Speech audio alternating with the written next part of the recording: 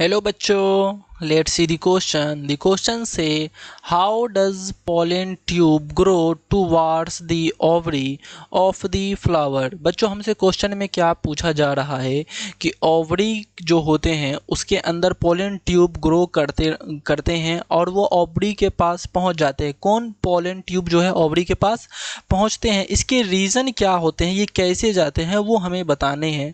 इस क्वेश्चन को सॉल्व करेंगे बच्चों हम लोग थ्रू दी की कॉन्सेप्ट, थ्रू दी की कॉन्सेप्ट। ये जो पोलन ट्यूब होते हैं ओवरी तक कैसे पहुंचते हैं वो हमें बताने हैं।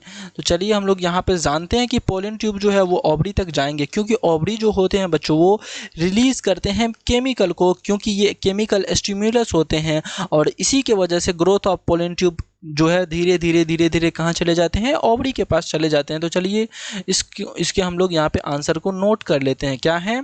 Pollen tube grow, pollen tube pollen tube grow towards pollen tube grows towards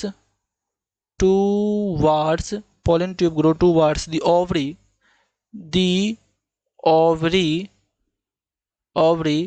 since the ovary release chemicals, since the ovary release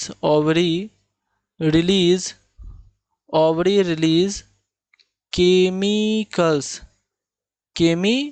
okay, ovary क्या रिलीज करते हैं? केमिकल्स को रिलीज करते हैं, जो कि रिस्पॉन्सिबल किसके लिए होते हैं? केमिकल स्टिम्युलस के लिए। क्या लिख सकते हैं यहाँ पे? In response to the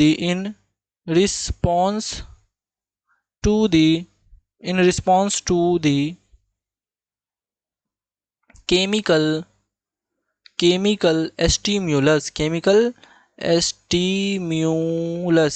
stimulus. Okay, chemical stimulus. Okay, यहाँ तक हमें समझ में आ गया होगा। अब नेक्स्ट हम लोग अगर बात करें बच्चों, अगर बात करें ये स्टिम्युलस, केमिकल स्टिम्युलस के कारण जो है ये जो ग्रोथ ऑफ पोलन ट्यूब होते हैं धीरे धीरे कहाँ चले जाते हैं? ओवरी के पास चले जाते हैं। तो इसमें क्या नोट करेंगे हम लोग? इसमें हम लोग नोट करेंगे बच्चों growth of pollen tube, growth of growth of pollen tube takes place towards the ovary, takes place towards the ovary। Okay, I think ये कॉन्सेप्ट आपको समझ में आ गया होगा। I hope you understand it well. Best of luck. Thank you.